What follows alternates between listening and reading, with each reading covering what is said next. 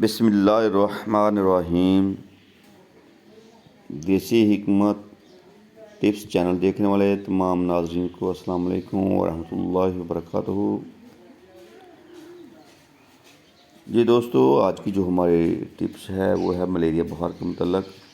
मच्छर के काटने की वजह से जिनको मलेरिया बुखार हो जाता है, इसकी कुछ जो अलामात हैं।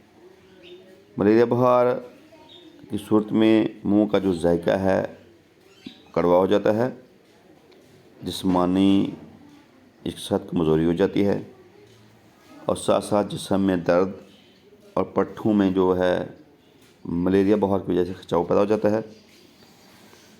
मरीज़ का जो हाज़मा है वो ठीक नहीं रहता, ख़राब हो जाता है। मलेरिया बुखार की वजह से जो है मतली और क्या आना शुरू हो जाती है। मलेरिया बुखार की कुछ मैंने अलामात बताई हैं, तो साथ में आपको इसका इलाज भी बताऊंगा। बहुत ही ज़बरदस्त देसी इलाज। तो सत्यानाशी के सालम बीज ये आपको पंसार स्टोर से मिल सकते हैं। हस्बे ज़रूरत लाकर आप इसका इस्तेमाल करें। इस्तेमाल करने का जो तरीका है, 4 मशा जो है कम से कम सत्यानाशी के जो बीज हैं, आपने गर्म पानी के साथ इसको फाँक लेना है, खा लेने हैं।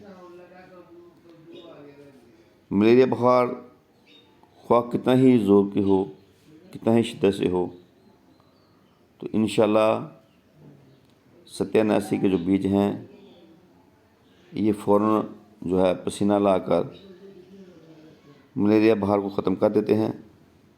साथ 2-3 घंटे के बाद जो है खुलकर आपको पखाना आएगा और मरीज़ की जो तबीयत है बिल्कुल साफ़ हो जाएगी, बिल्कुल ठीक हो जाएगी और साथ मलेरिया बुखार जो है वो भी ख़त्म हो जाएगा। दोस्तों, बहुत ही ज़बरदस्त ये देसी टिप्स है। चंद रुपयों में मलेरिया बुखार का इलाज आप अपने घर में कर सकते हैं। साथ साथ हमारे देसी हिकमत टिप्स चैनल को सब्सक्राइब करें, लाइक शेयर कमेंट्स करें। शुक्रिया। अल्लाह हाफ़िज़। अस्सलाम वालेकुम वरहमतुल्लाहि वबरकातुहू।